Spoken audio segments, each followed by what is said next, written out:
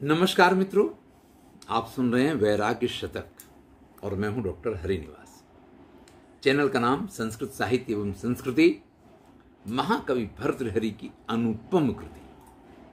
वैसे आशा को लेकर के उन्होंने इससे पहले भी कुछ श्लोकों में इसका वर्णन किया है, लेकिन यहां जब मन की कामनाओं की बात चल रही है कि काश वो दिन आए जब मैं शिव शिव का जाप कर पाऊं, कब वो दिन आएगा जब मैं गंगा के किनारे बैठ करके और आनंद से शिव की शरण में जा पाऊंगा।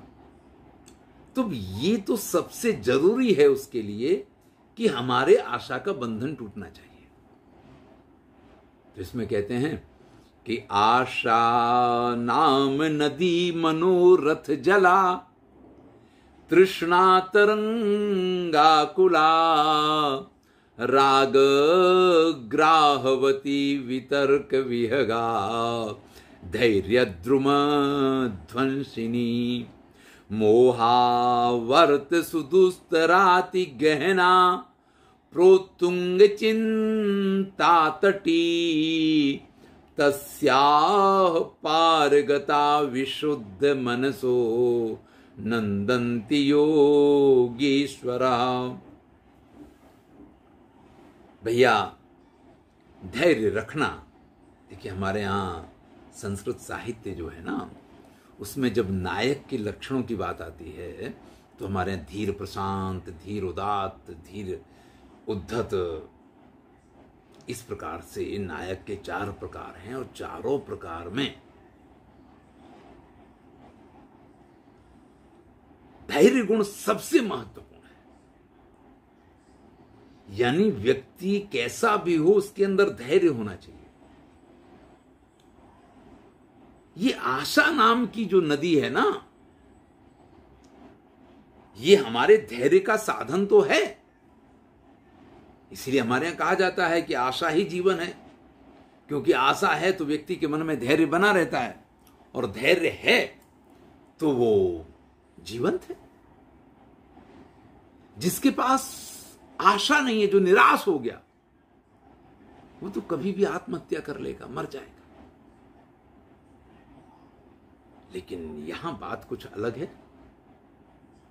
महाकवि भर्तृहरि कहते हैं कि आशा नाम की ये जो नदी है ना, ये मनोरथ रूपी जल से भरी हुई है।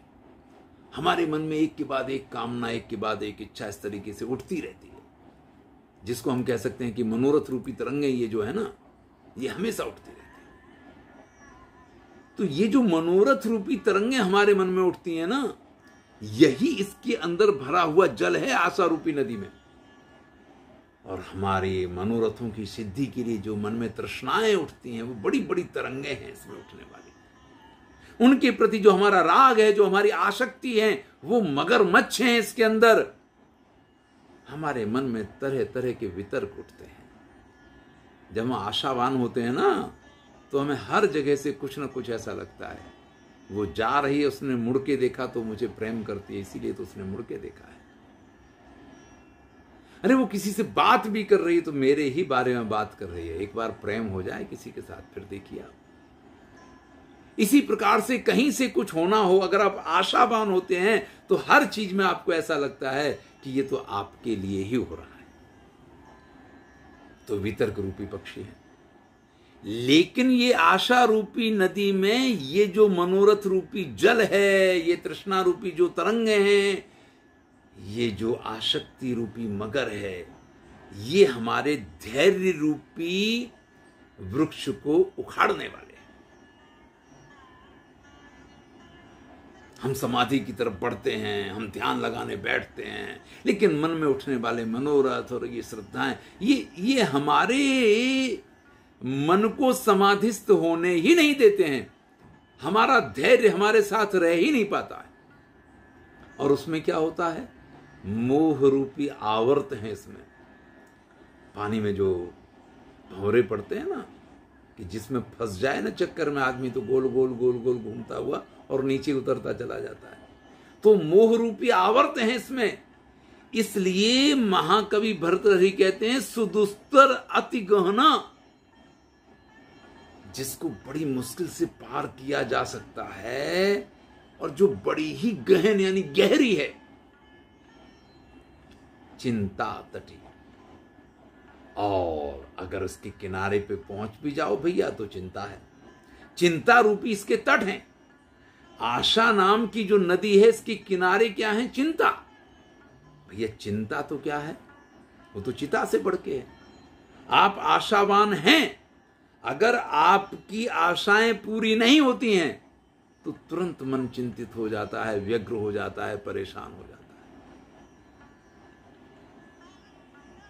तो भैया इस आशा रूपी नदी को कोई विशुद्ध मन वाला जो योगीश्वर होता है वही पार कर सकता है।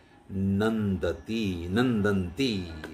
और ऐसे लोग जो इस आशा रूपी नदी को पार कर लेते हैं बड़े आनंदित होते हैं। भैया आशा में भी आनंद है, लेकिन आशा का आनंद आपको सिर्फ और सुख, दुख और पीड़ा देने वाला है, क्योंकि जहां आशा का भंग हुआ वहां चिंता रूपी तट है इसका, वहां निराशा आएगी, और निराशा आएगी तो आशा ही परमम सुखम और निराशा ही परमम दुखम। हम कल्पना करते हैं, हम इच्छा करते हैं, हम जानते हैं कि ये जो कुछ मैं अपेक्षाएं रख रहा हूं ये हमेशा पूरी होने वाली नहीं है, लेकिन फिर भी आशा रूपी नदी में हम बहते चले जाते हैं। हम गोते भी खाते हैं, मगर के मुंह में भी आते हैं, हम तरंगों में भी फंसते हैं, हम आवर्त में भी फंसते हैं। लेकिन जो लोग इन सब के बाद भी इस आशा रूपी नदी को पार कर पाते हैं, यानी जिनके जीवन में निरासक्त होकर के आशाओं का परित्याग जो लोग कर दिया करते हैं, वो योगीश्वर होते हैं। नहीं तो भैया मूड मुड़ाए भय सन्यासी, सिर के बाल कटवा लिए, चोटी भी कटवा दी, टकला करवा लिया, गेरुए वस्त्र पहन लिए, सन्यासी हो गए, लेकिन फिर भी जब कहीं देखेंगे किसी सेठ को आते हुए तो मन में ऐसी इच्छा होगी कि आज तो ये उत्तम भोजन करवाएगा, अच्छे वस्त्र देगा, अच्छी दक्षिणा देगा। तो भैया सन्यासी हुए काय के लिए थे? अगर इस तरीके से अभी भी आप आशा के इस बंधन को नहीं तोड़ पाते हो। जिसका मन विशुद्ध होता है, जिसके मन में आसक्ति नहीं होती है, ऐसा कोई योगीश्वर ही होता है जो इस आशा रूपी नदी को पार कर सकता है। और जो आशा रूपी नदी को पार कर जाता है वो बड़ा ही आनंदित होता है।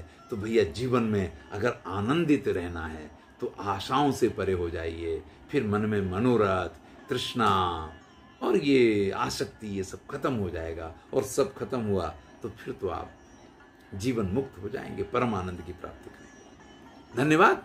प्रयास कीजिएगा। व्यक्ति जब प्रयास करता है तो सफलता अवश्य मिलती है। कहते हैं ना, मेहनत करने वालों की कभी हार नहीं होती। अगर हम कभी असफल हुए हैं तो निश्चित मान के चलिएगा कि हमारे प्रयास ही कम थे, तब हम असफल होते हैं। धन्यवाद।